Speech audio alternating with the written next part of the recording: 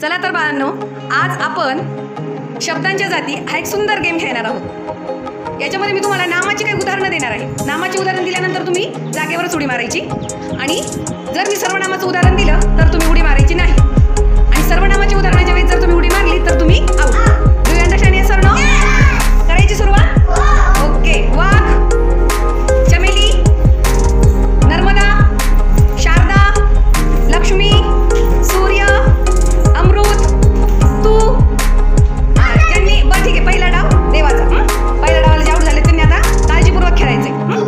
ठीक आहे ठीक आहे।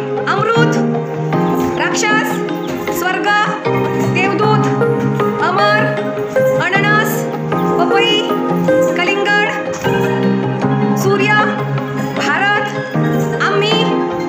जे आम्ही म्हणताना ज्यांनी उडी मारली ते पुढे यामध्ये ते आउट झालेले आहेत गेममध्ये। बसून घ्या त्यांनी खाली। ओके ठीक आहे। आता जे राहिलेत ना त्यांच्यासाठी चला स्टार्ट। हत्ती, जिराफ, पपई, सीताफळ, तू। अरे कोणीच आउट नाही झालं। जवळ या तुम्ही, जवळ या। ओके सुरू।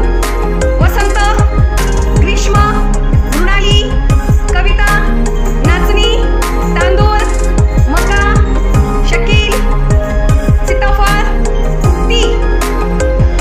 Okay next. गहू, ज्वारी, पटपट उड्या मारायची। गहू, ज्वारी, बाजरी, सचिन, अतुल, आम्ही। तिघ आउट।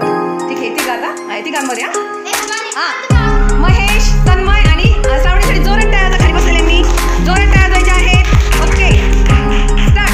जाई, चमेली, राधिका, रोहिणी, मंगळ, पेन, घड्याळ, सातपुडा, हिमालय, तो। ठीक आहे।